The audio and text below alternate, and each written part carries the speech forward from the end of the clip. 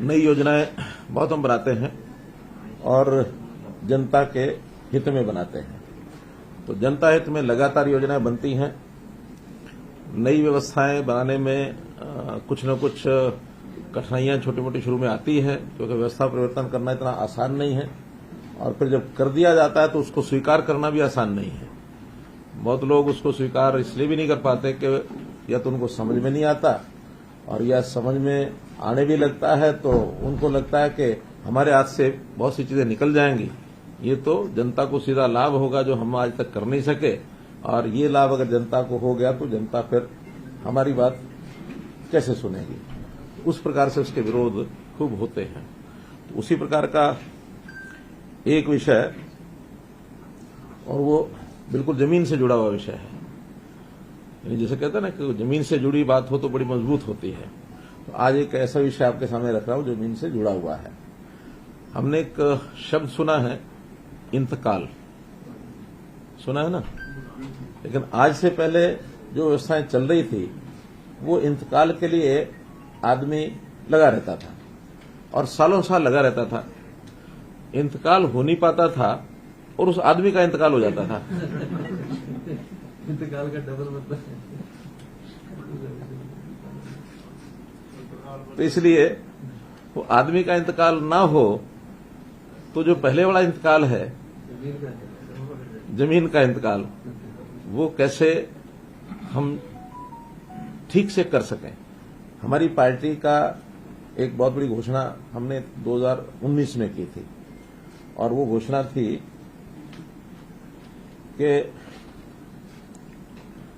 नए इंतकाल को समयबद्ध सीमा में ऑनलाइन करने की सेवा शुरू करेंगे। ये हमारा जो मैनिफेस्टो था उसमें हमने किया था, और उस अनुसार आज हमने एक नई व्यवस्था आपको देने के लिए, आपके माध्यम से जनता को देने के लिए शुरुआत कर रहे हैं कि अब जो इंतकाल है वो रजिस्ट्री जैसे होगी उसके तुरंत बाद इंतकाल करने की व्यवस्था वो शुरू हो जाएगी। किसी को किसी के पास चक्कर काटने की जरूरत नहीं है। पटवारी के पास जाओ, तहसीलदार के पास जाओ, अपना इंतकाल चढ़वाओ, नाम बदलवाओ। अब उसकी निश्चित प्रक्रिया यह है कि जिस दिन रजिस्ट्री हुई 10 दिन तक वो पोर्टल पर रहेगी, और उस पोर्टल पर यदि किसी ने ऑब्जेक्शन कोई देना है तो वो ऑब्जेक्शन दे सकेगा, और वो सबको दिखेगा, सरकारी अधिकारियों को भी दिखेगा। मान लो किसी का ऑब्जेक्शन है वो भी दे सकते हैं, जनता को भी दिखेगा वो भी दे सकते हैं। और 10 दिन तक कोई आ गया ऑब्जेक्शन तो वो जो म्यूटेशन है वो कंटेस्टेड मानी जाएगी। कंटेस्टेड मतलब अभी ये जब तक इसका फैसला नहीं होता तब तक ये इंतकाल नहीं होगा। अगर 10 दिन के अंदर कोई ऑब्जेक्शन नहीं आता तो ऑटोमेटिकली उस जमीन का इंतकाल हो जाएगा, और वो फिर अपने आप रजिस्टर में नाम बदल जाएगा, मालिक का नाम बदल जाएगा, उसमें किसी के पास जाने की जरूरत नहीं पड़ेगी। तो जैसे व्यवस्था परिवर्तन का हम काम कर रहे हैं, मैं समझता हूं आज तक के जितने काम किए हैं उसमें सुविधाएं तो सभी में मिल रही हैं, लेकिन ये एक ऐसी सुविधा है जिसकी लोगों को बहुत बड़ी इंतजार थी। चाहे शहरी प्रॉपर्टी हो, चाहे वो गांव की प्रॉपर्टी हो, तो उन सब का इंतकाल अब ऑटोमेटिक करने की हमने सुविधा कर दी है, और इसका एक पोर्टल हमने बनाया है। उस पोर्टल को क्या लॉन्च करना है, इस पोर्टल का मैं अभी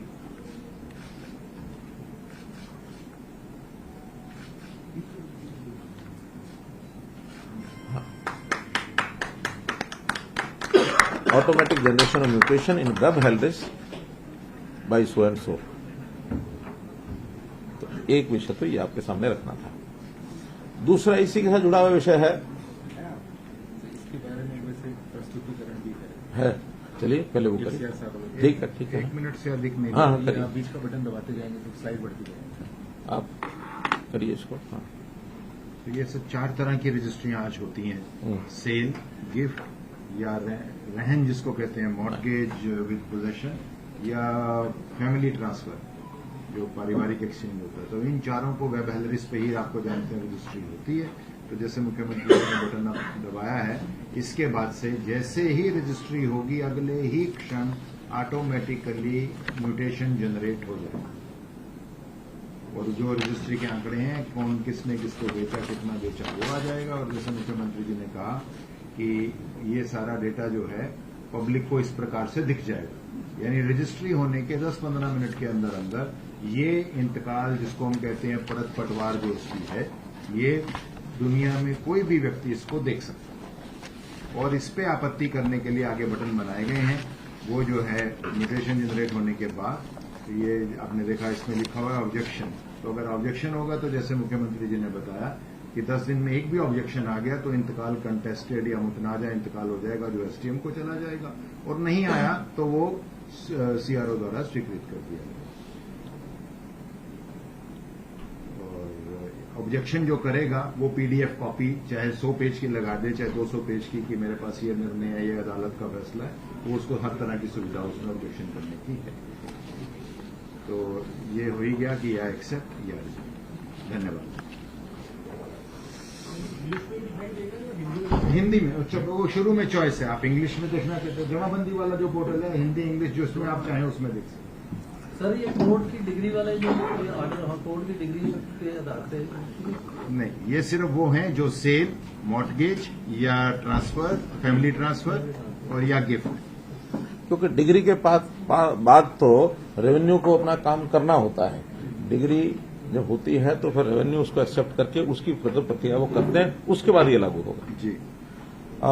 ऐसा ही एक दूसरा जो व्यवस्था हमने बनाई है कि जो रजिस्ट्रियां हैं वो सब तहसीलों में होती हैं, तहसीलदार, नायब तहसीलदार वो सब करते हैं।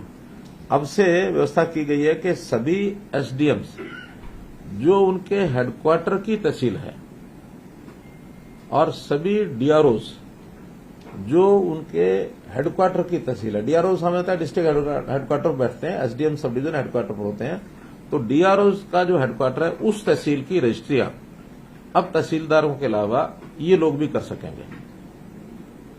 यानी केवल तहसीलदार के पास ही जाने की आवश्यकता नहीं है। आपके तहसील में यदि एसडीएम है तो वहां जाके करा सकते हैं, अगर डीआरओ है तो वहां जाके करा सकते हैं। हाँ, कुछ समय के बाद हम ऐसी योजना बना रहे हैं कि इन स्थानों पर चाहे वो सब नायब तहसीलदार हो, चाहे तहसीलदार हो, चाहे डीआरओ हो और चाहे कोई भी एसडीएम हो, इनके ऑफिस में व्यवस्था करने के बाद हम पूरे जिले की रजिस्ट्री किसी भी ऑफिस में करा सकेंगे। अभी तो तहसील के अंदर की करा सकेंगे, फिर पूरे जिले की करा सकेंगे। बहुत जल्दी उसका भी हम सिस्टम बना करके और आपको आपके माध्यम से हमारे लोगों को हम बताएंगे। डीआरओ और एसडीएम कब से शुरू कर रहे हैं?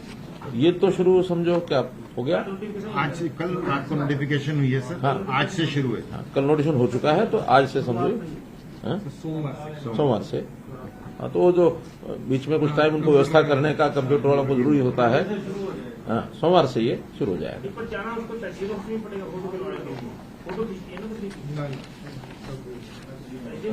हाँ, वहीं जहां कराएगा वहीं।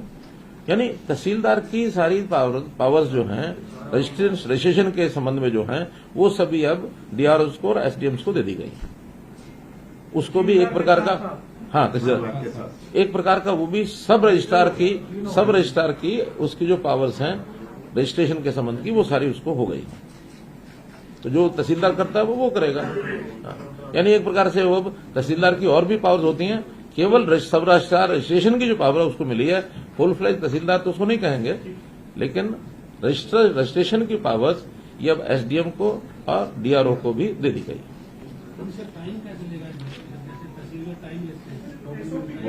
जैसे इन्होंने बताया वही मंडे तक व्यवस्था वेब हेलरी सिस्टम वो सब बन जाएगी।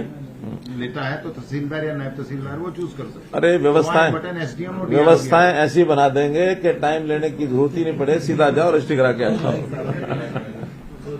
आखिर ये तो पुराने विषय है कि लाइन लगा के टाइम लो, फिर कोई करंट में कराओ, कोई वो क्या उसको बोलते हैं पैसे स्पेशल दे के क्या तत्काल में कराओ, कुछ और कराओ। धीरे धीरे देखिए कोई जमाने चले गए।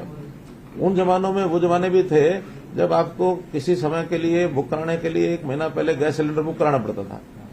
अब गैस सिलेंडर लोग कहते ले लो गैस सिलेंडर ले लो, गैस वाला आया। तो चीजें हैं, कई बार 1 घंटे के बाद ही आता है। चीजें धीरे धीरे अब युग भी बदल रहे हैं, व्यवस्थाएं भी बदल रही हैं। जनता की तकलीफ दूर करना ये हमारा काम। कोई तकलीफ हो रही है हमारे पास लाओ, यथा समय जितना लगना वो लगेगा, लेकिन उसकी तकलीफ दूर करना हमारा काम है। हमको जनता इसीलिए चुनती है। एक तीसरी एक अनाउंसमेंट जिसकी उत्सुकता आपको पहले भी थी, आपने पूछा भी था, मैंने उसका मैं कहा था जल्दी इसका उत्तर हम देंगे। और वो व्यवस्था ये है कि जो अनमैरिड लोग हैं, चाहे महिला हो चाहे पुरुष हो, 45 साल से लेकर 60 साल तक, यानी as soon as an unmarried person become 45, उसके बाद मंथली पेंशन का 2750 रुपया वर्तमान में वो भी हकदार हो जाएगा, बशर्ते कि उसकी इनकम 1,80,000 रुपये तक ही है। अब ये सिर्फ जो बीपीएल परिवार हैं उनके अनमैरिड लोग, चाहे महिला हो चाहे पुरुष हो, 45 से 60 की 2750 रुपये की पेंशन उनको मिला करेगी। ये डिमांड वैसे तो बहुत पुरानी है। हमारे एक एमएलए विधानसभा में भी कई बार कहा करते थे पिछले टर्म में, तो उस समय वो अगला विषय वो भी करता हूं। अभी तो एक कैटेगरी है अनमैरिड की। अब दूसरी कैटेगरी है कि जो विदुर क्या बोलते हैं, विडोवर, विधवा महिला होती है, विदुर पुरुष होता है। हाँ। तो जो पुरुष जो विदुर हो जाता है, जिसकी पत्नी का देहांत हो जाता है, तो ऐसे व्यक्तियों को 3 लाख रुपया और उससे इनकम कम है, जो हमने विधवा और ओल्ड एज में भी की हुई है, और आयु 40 वर्ष से 60 वर्ष तक, इनको भी वर्तमान 2750 रुपये की दर से पेंशन मिला करेगी। डिमांड ये थी। लेकिन दूसरी भी आ गई थी, वो पिछले कुछ हफ्ते अनाउंस होगी तो लागू हो गई। नोटिफिकेशन आज अगर अनाउंस किया है तो अनाउंसमेंट सीएम की होती है, तो जुलाई की पैसे उनको मिलेगी। हाँ, तो नोटिफिकेशन करके जुलाई से ही हम दे सकते हैं। नोटिफिकेशन के कैबिनेट की अप्रूवल लेनी पड़ेगी, हो जाएगी, लेकिन हम 1 जुलाई से इसको लागू कर देंगे, चाहे उसको पोस्ट फैक्टो भी लेना पड़ेगा। संख्या हाँ वो तो मिलेगी, वो तो उसके बाद बुढ़ापा ही मिलेगी। जैसे कल हमने बताया था कि जो विधवा है उस पेंशन का नाम फिर बुढ़ापा पेंशन हो जाएगा, तो इनकी भी 60 साल का बुढ़ापा हो जाएगी। दोनों नहीं भाई, 40 से 60 ये है, 60 के बाद वो है। एक मिनट बाद में लेंगे। हाँ, मैं संख्या इसकी बता रहा हूँ, आंकड़ा बता रहा हूँ। हाँ, कुल मिलाकर के इन दोनों वर्गों में 71,000 लोगों को लाभ मिलेगा, जो रफली 20 करोड़ रुपया मासिक, अर्थात 240 करोड़ रुपया साल का, ये सरकार के एक्सचेकर के ऊपर इसका प्रभाव पड़ेगा। हाँ, उसमें लगभग 65,000 के आसपास तो अविवाहित हैं, पुरुष और महिलाएं, 45 से 60, 180 से नीचे, और 5,700 ये हैं विदुर पुरुष 40 से 60, जिनकी आय 3 लाख से नीचे है। 5,687 आज हमारे पास जो परिवार पहचान पत्र का डाटा इस समय है। इसमें कुछ परिवार ऐसे हैं जो अनवेरिफाइड हैं, ज्यादा नहीं है, कोई 200-250 ऐसे हैं जिनके वेरिफिकेशन होने के बाद अपने आप ऑटोमेटिकली जुड़ जाएगा। एक इसी के साथ हमारे जो अनुसूचित समाज के लोग हैं, कल वो आए थे। 2017 में एक आंदोलन किया था उन्होंने, किसी एक सुप्रीम कोर्ट के निर्णय के विरुद्ध उनका आंदोलन था, देशव्यापी किया था। हरियाणा में भी उनके खिलाफ कुछ मुकदमे हो गए थे, 54 मुकदमे थे, सैकड़ों लोग उसमें नामजद थे, कुछ गिरफ्तार हुए, बाद में बेल पर छूटे हैं, कुछ गिरफ्तार भी नहीं हुए हैं लेकिन नामजद वो हैं। तो ऐसे हमने फैसला किया कि सभी 54 मुकदमे, बशर्ते को बहुत सीरियस ना हो, तो जो लीगल जो भी एक प्रोसेस रहती है उसके हिसाब से उनको वापस लेने का ये निर्णय किया है। 54 हैं और नामजद तो कितने हैं पता नहीं, लेकिन 117 लोग ऐसे थे जो गिरफ्तार हुए थे और जिनकी बेल हुई थी।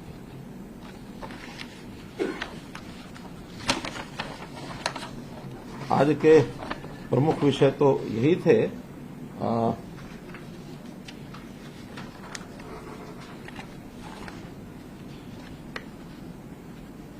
बाकी हमने कैबिनेट के विषय सब आपको बता ही दिए थे। सर, ये जो ये अनमैरिड हैं और ये विधवा, इनको पेंशन देने के पीछे वजह मतलब क्या सामने क्या आया? देखिए, सामान्यतः ध्यान में आता है कि खास करके ग्रामीण क्षेत्र के अंदर जो अविवाहित व्यक्ति होता है उसको थोड़ा सा उसके मान सम्मान को बड़े होने पर थोड़ा ठेस सी लगने लग जाती है। वो लोग कहते भी हैं कि अब हमको लोग जो है ना दूसरी दृष्टि से देखते हैं, तो इसलिए हमारा मान सम्मान बढ़ना चाहिए। तो मान सम्मान में एक ही छोटा प्रकार है, कोई हम एकदम कोई उनकी वैसी स्थिति तो नहीं ला सकते जैसी वो चाहते होंगे, लेकिन ये सब होने के बाद कोई उसकी आवश्यकताएं हैं परिवार की, तो वो यानी अपनी कोई आवश्यकताएं तो वो उसकी पूरी हो सकती है। परिवार तो उसने बनाया ही नहीं है, तो उसकी अपनी आवश्यकताएं हैं। किसी को छोटा मोटा मानो बहन है, कोई और है, किसी को लेना देना वो अपना कर सकता है। तो कुल मिलाकर के आय जिसकी बहुत कम है उसको एक सम्मानजनक तरीके से अपना जीवन जीने में कुछ सहयोग हो जाए, ये हमने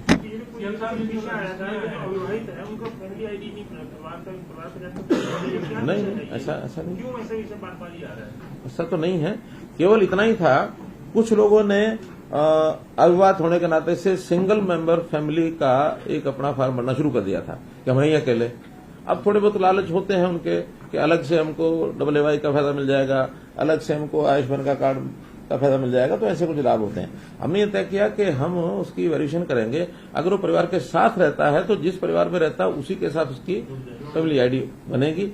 अलग से केवल इसलिए कि मैं अविवाहित हूं इसलिए नहीं बनेगी। फॉर्म को आवेदन कर सकते हैं, वेरीफाई करने पर। हाँ, बिल्कुल।